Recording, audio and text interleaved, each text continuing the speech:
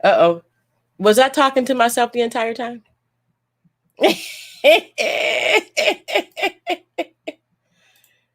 And now I can't get her unmuted. Oh, you got to unmute yourself. Okay, there we go. There we go. And there we go. Okay. And like I said, we have the amazing Tiffany Bynoe on the show today. She's gonna be talking about a lot of different things, and that's okay. I was talking to myself. It's all right. It's all right. I was excited about it, so I just forgot to unmute myself. It's okay. But welcome to the show, Tiffany. Thank you so much for having me. How are you? Oh, girl, I am in there. I'm excited about this whole thing about having you on the show, about your history.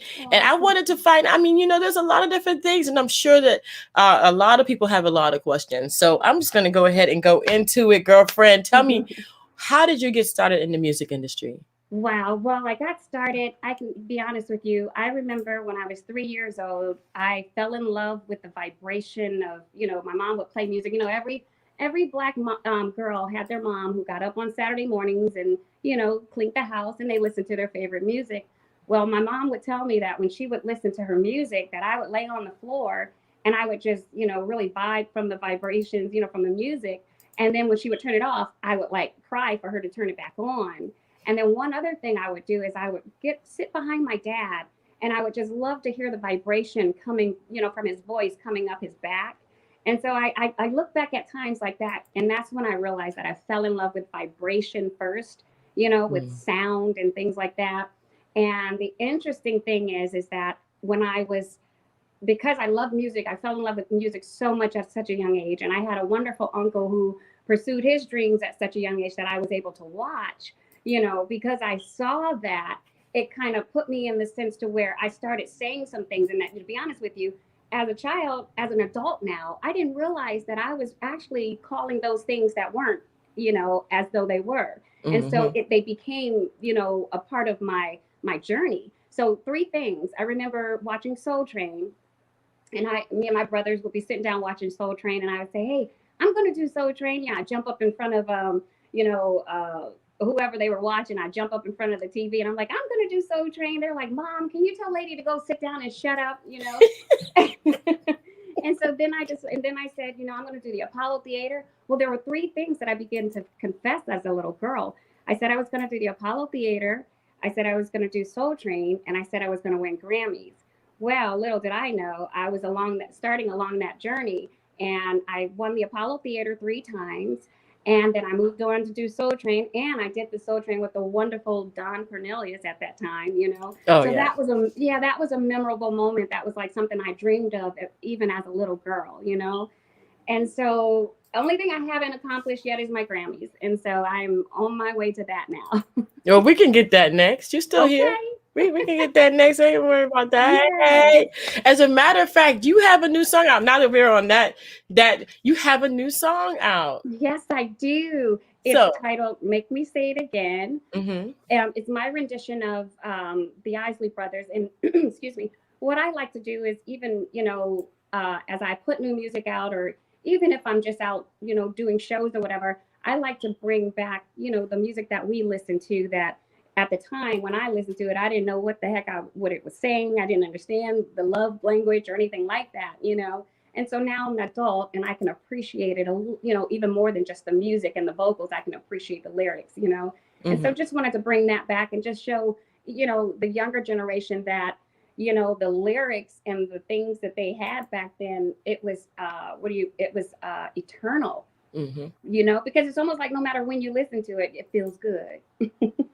Yeah, tell me about it, girlfriend. My daughter, she's in the bathroom, and all I hear is Luther Vandross and Stevie Wonder, and I'm like, how old is she again? Okay. She's like, oh, Mom. She's like, oh, Mom, that's when music was music. You telling me? She's smart. Oh, yeah. And you were saying? Oh, I was just saying, and my daughter does the same thing. I can always tell what mood she's in by the music she's listening to. Mm-hmm. I'm like, okay, she's in her feelings. Or sometimes the funny thing is, one of the songs that she would pick up, even as a 2-year-old, she picked up Deborah Cox. No, no, no, no, no, doing that. And I mean, she would literally get her mic and her little princess dress and sing the song. And, I have pictures of her just being so indignant with it. Mm-hmm. And she's also one that fell in love with, music. And I think it was because of the music that we surrounded her around too, as well as Mm-hmm. I'm sure with your daughter, the music Yeah. you surrounded her around. Oh yes. Oh yes. So man, I tell you, okay, so we have a few things I want to talk about today. But the first thing I wanted to find out is, you have a family, you have a daughter. Mm-hmm. Um, you kind of took a break. What was that about? Yeah, I did. I took a break, and you know what I realized? I realized that I never stopped singing, but I took a break from the industry and just really began to sing songs that were really bringing me out of the journeys that the things that we were going through as a family at that time. Um, I had a deal with Pendulum Records. My song was on the number 3 Billboard, getting ready to tour and travel all over the place. I actually toured with SWV, H Town, Jade, Big Daddy Kane, people like that. Mm-hmm. And I was so young that I really didn't embrace, I didn't know how to embrace it. And so it was just so when my daughter was born, I have a son. Now, my son he was born first, and my mom stepped in, and I was able to just continue moving on like nothing happened. And because I've Mm-hmm. always been a thin framed woman, they didn't even know I had a baby. So I was able to get through that, you know. Wow. Yeah. And so then I got pregnant with my daughter because one thing about me is, I come from faith and I understand that I didn't breathe life and I can't take it. Mm-hmm. That's me. And Mm-hmm. so when when I got pregnant with my daughter, even though I was in the highlight of my dreams and the highlight of my career, when I got pregnant with my daughter and she was born, well, during that journey, that's when my manager said he didn't want to, he wanted to go separate ways. Things began to happen. And I believe I went through like a really stressful moment, because it was interesting. You're coming from like this highlight of living to now pregnant with a child and you have a child. Now you're moving home and now you have to, use your resources to now survive. Mm-hmm. And so I remember I went to, there was a store that was hiring at the moment. And, all I knew was music. And so I went to this store. It was called Fashion Sense. And so I went to this store and I went in, I got the job. And next thing I know, like 4 weeks later, I'm the manager of this store. And so there was this guy that comes in the store and his name was Jeremy. And so one day I had played my song, that's when cassettes were out. Yeah. But I played my song. Yeah. I played my song, and the guy he's shopping around and he's doing his thing. And then he comes over, and my one of the workers was there with me. He comes over, he was like, "Who is this?" And then the girl that I was working with, she goes, "Oh, that's her." He was like, "No, not give him a love he can feel tonight." And so, if there was ever a moment that I wanted to climb up under the counter and hide, it was that one. Mm-hmm. But I tell you what, throughout all of that, I ended up having my daughter. And when I had my daughter was born with dextrocardia. Mm-hmm. And dextrocardia at that time, she was the third child in the country to ever have it. It was so new to them, like Mm-hmm. they would actually have like several doctors at a time, different doctors if they could come in and just check on her and and try to touch her and do different things or whatever the case is. And so I had to be front and center to make sure, no, you're not going to experiment on her. Right. This is what's going to happen. So we stayed, we were always right there. But the one thing I made sure when my daughter was born, when she was born, she had a band placed in her heart at 4 months. Now, this was because she had 2 holes in her heart. So her red blood and her blue blood was mixing, which was causing her she was failing to thrive. So they put this band in her heart. And then when she was 7 years old and when she was 9 years old, she had 2 open heart surgeries.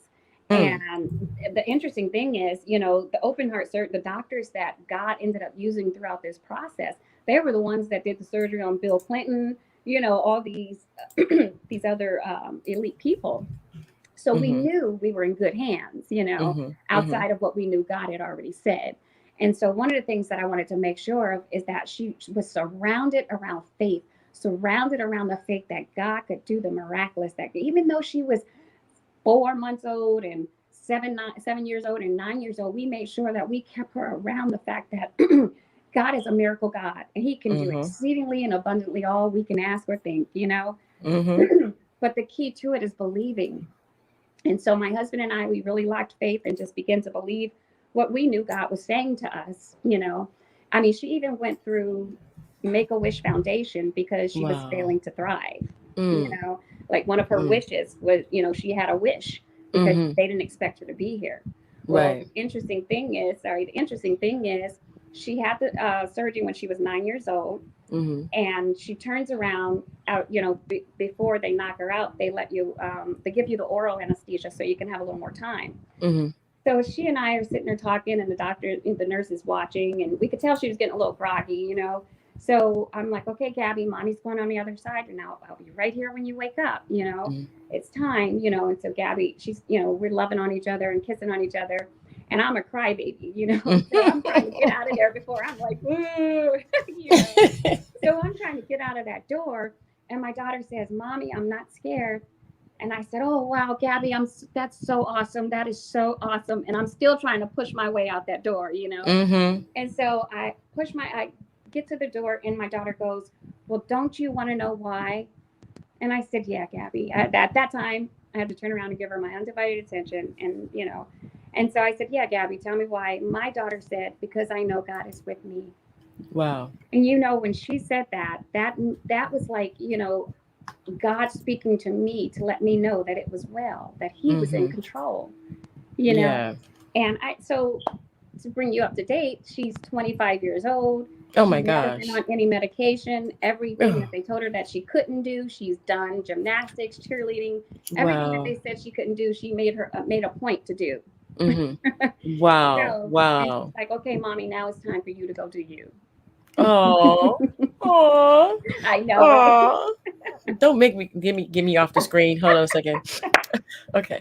Okay. Oh my gosh, that is so cute. I mean, they grow up so fast. I mean, your whole life is so surrounded with all of their issues, their problems, growing up, their schoolwork, their this, their that. And then all of a sudden, all right, mommy, bye. It's like, where are they? What do you mean bye? Right. What do I do now? Oh my goodness. I tell you, when she went away to college, all of mine actually went away to college. And I'm like, well, shoot, I gotta get a dog. Get a dog? Get a puppy or something. You need something to take care of. Stop being in the house. Okay, I'm better now. Right. And my husband, he's a songwriter, so he's always writing. He's like, okay, only time you want to be bothered is when you want to help him write the song. Yeah, so. Right. Yeah, right. Hey, babe, come in here. Help him write the song. Right. Here when you hear this. Or watch a movie, right? Oh my gosh. Wow. So, but you not only are a singer, but you're an published author. And I do have your book, Ugly Duckling No More. And I know that you have two. So talk about that. Tell me about that. And how did you know you wanted to do this? Well, or were you forced? Yeah, it's interesting because there was a thing that came up that we put together, and it's called Dreams in a Jar. And it hadn't dawned on me until it was one time my youngest son, whose name is Michael, I have 3 children. My oldest is Kyle, my daughter is Gabrielle, and my youngest is Michael. And he was the one that was like glued to my hip no matter where I went. Like the safest place for me was the bathroom, And so he would sit outside the bathroom door. And that's, I've always been the type to go in the bathroom and do exercises with my diction, with my mouth and things like that, and sing and things like that. And so I remember being in there singing, and my son comes out. And this is when American Idol was on. He goes, "Mom, you can be on American Idol." And I'm like, "Babe, mommy's had her time on American Idol." No. But it was just interesting because when he shared that with me, it put me in the mindset of really just starting to really think about some things. And as I began to think about some things, I realized it was more than music. The journey, everything is so much more than music. Like, I believe God used my daughter's heart to deal with mine, and to get me where, get my heart where it needs to be, to where I have compassion and empathy and love for no matter who it is, And so it's just interesting because, and then not to mention the journeys that I've gone through, even as a little girl, we were talking about this, sisterhood and things that you have going on. And I'm telling you, these books would be a great fit, and even the conversations, because it talks about things that we've gone through as children. And if we're not careful and we don't, really deal with those things, well, we have to end up dealing with them as adults. One way or the other, you're going to be confronted with that issue. Now, where you stand is, do I deal with it or do I ignore it?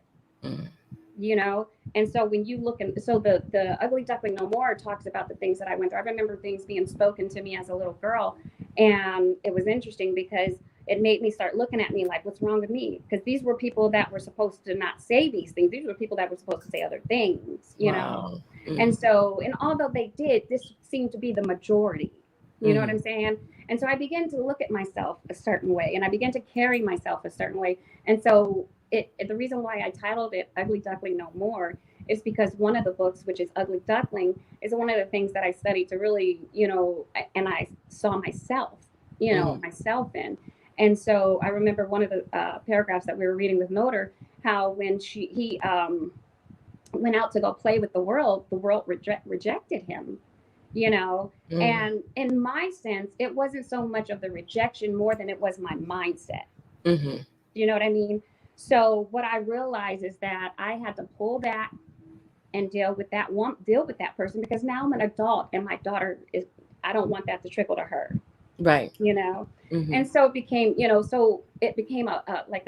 like not even a burden, but a good burden, to now share the importance of what we speak to our children. I remember talking to somebody and they were like, well, like a child saying that they want to be president. I'm not talking about those things. Those are great, but that's not what I'm talking about. I'm talking about the heart of that child, because sometimes they have so much to say and nobody's there to listen. So I did the book Ugly Duckling No More, which talks about my journey and the things that I've endured and overcome and how I overcame those things. And then it brings you to this book, which is me, and me now takes you on your own journey. So now you can put the mirror in front of you. And, and one of the practices that I have is interesting, because how a lot of people say, okay, I want you to look in the mirror and I want you to encourage yourself and say these things to yourself to build yourself up. I feel we are doing that. Well, I'm going to tell you something. When we do that, what are we doing? We're picking everything wrong. Right.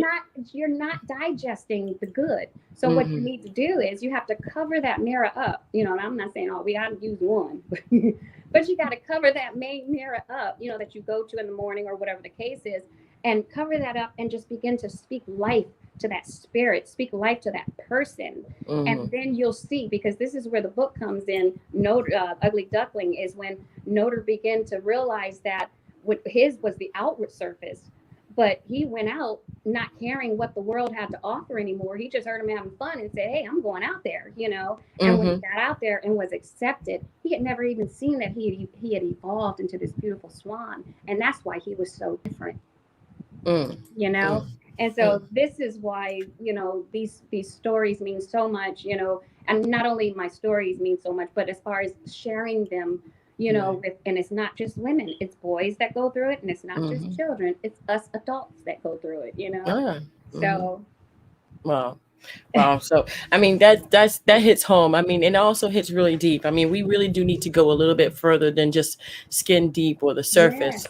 I remember back, in our time, in our day, where, I mean, we talked about these things. I mean, my parents my mom used to sit me down and say, okay, talk.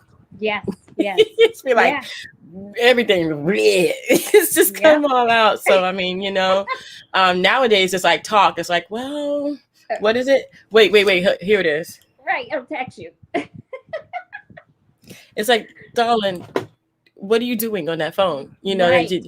at the hip, the phone is connected to these kids nowadays. That's And I it. understand it, but at the Yeah. same time, we don't have that connection we used to have, that Yeah. dinner, That's everybody right. sit down at dinner and we all talk about the day. That's right. Um, it's almost gone. It is. It is. And it's interesting that, it's almost like we have to bring, even I guess like when TVs came out, I'm sure that was a distraction. How did you make time even when TVs came out? So now these things are out, so now we have to Hmm. figure out how to make time, to put these things away. I like some of the restaurants that they have now. It's interesting because they take your phones, you know, Oh, and I love it because, then it makes you not have an excuse to not communicate, you know. right, And right. and then too, you look at some of the younger generations. It's like the reason why they can't communicate it is because they're too busy using the emojis and the adjectives on the doggone phone to where it's like to actually have a conversation. You're gonna get Hmm. at all those things. Yeah, So yeah. it's almost like this is why it's important to even that's why the book is important for us to even Yeah. understand.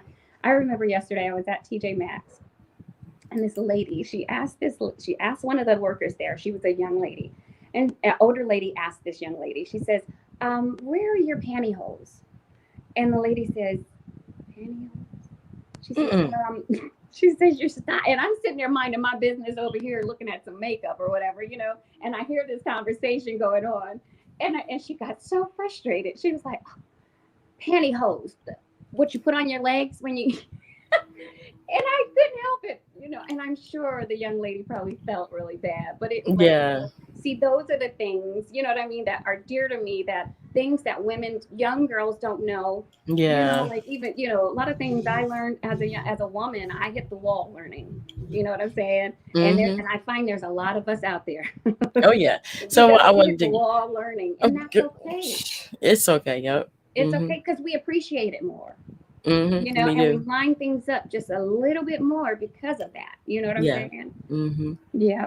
Hmm. So, Yeah, I want to give the pointers out to the ladies. What we called stockings, they call pantyhose nowadays. Stockings were thick, boy. Those things yeah. were like that was for winter time. Oh man, But now they call pantyhose pantyhose. stockings, or it's what was it? They call stockings leggings Yep. without the feet now. They just took the feet out. Wow. Because that's what it was. I mean, think about how thick those stockings were back in the day. All they Yeah. did was just take the feet out and call them leggings. You Now know, they're yoga pants or whatever. right. Yeah. Now that's it. Yeah. So it's there's Liquid different names leggings. for everything. We gotta get hip. Gotta get hip. Right. Right. Liquid leggings. Yeah, right. Oh, So did I you just tell pull her you. nose? No. Oh. Oh my gosh. Oh goodness gracious. My Wow. So daughter wears those things. She loves them. The young girls are like, I'm like, you know what? You guys look beautiful.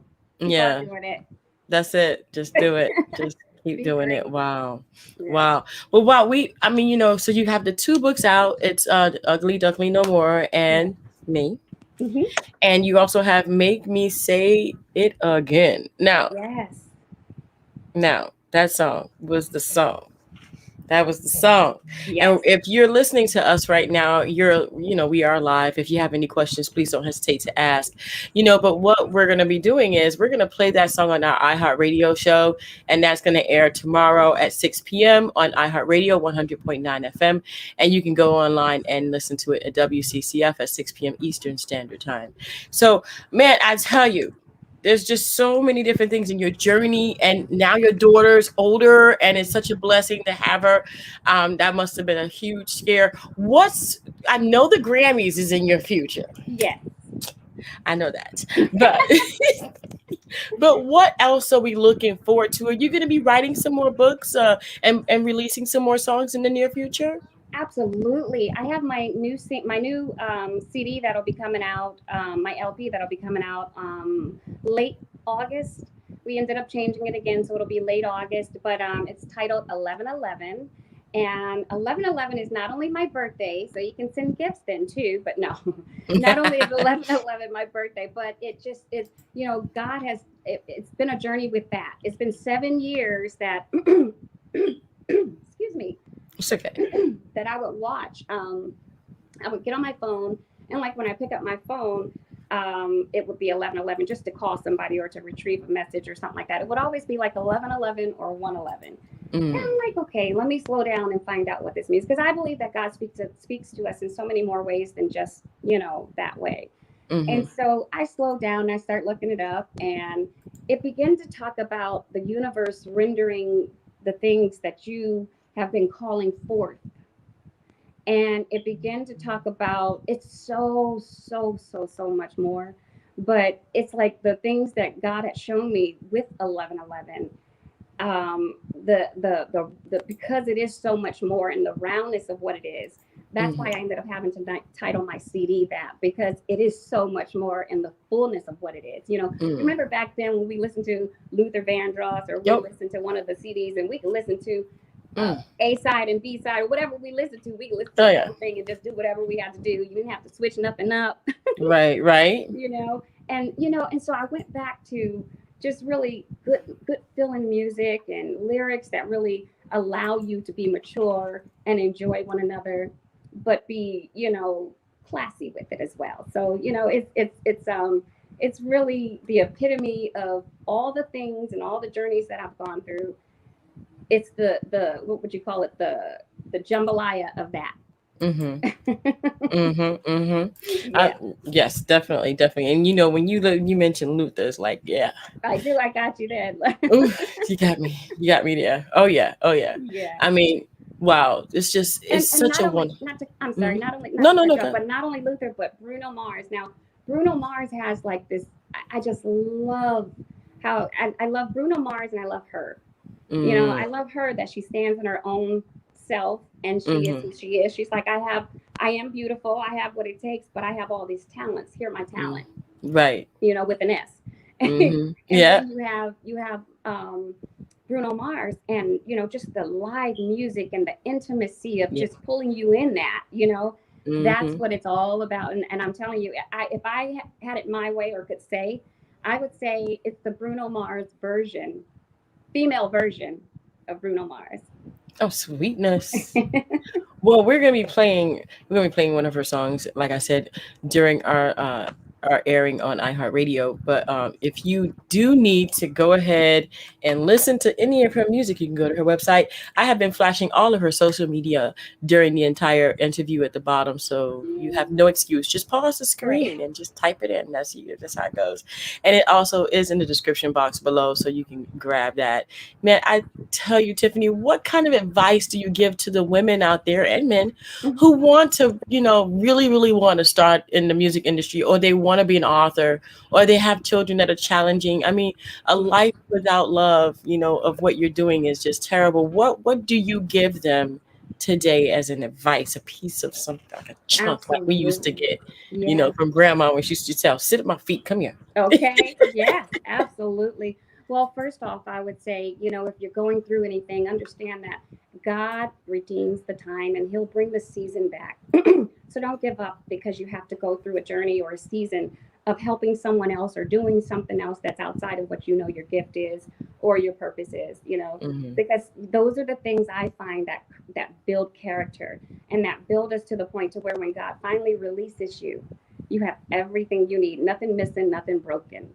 So, and not only that, I also say this, how, the younger generation has truly educated themselves as far as the music is concerned, because we as the parents have made sure they have the schooling available to them, But I will say this, as well as you have the technical part of it, understand that there are those of us that are seasoned, that come out of the business, that have something to say as well. And so it's actually the intertwine of both of us that really can come out with the truth, so that you're not caught up in some of the things that some of the older ones have had to go through.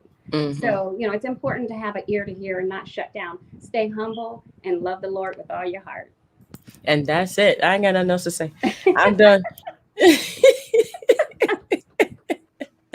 Thank you so much again, Tiffany, for being on the show. I so much appreciate you, and just such an inspiration. Thank you so much. Thank you. I appreciate you so much. I'm 2 books behind you, by the way.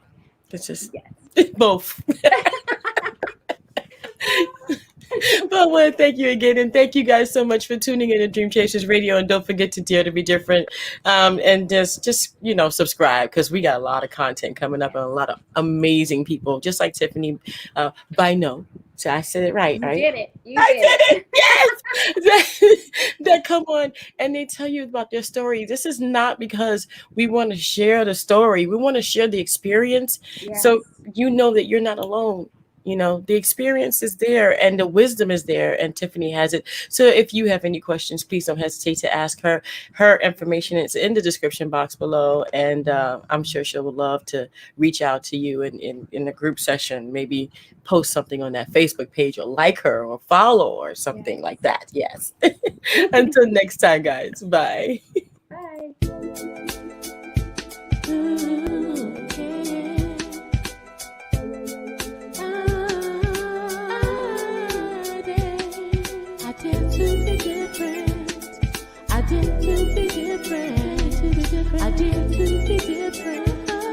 I dare to be different.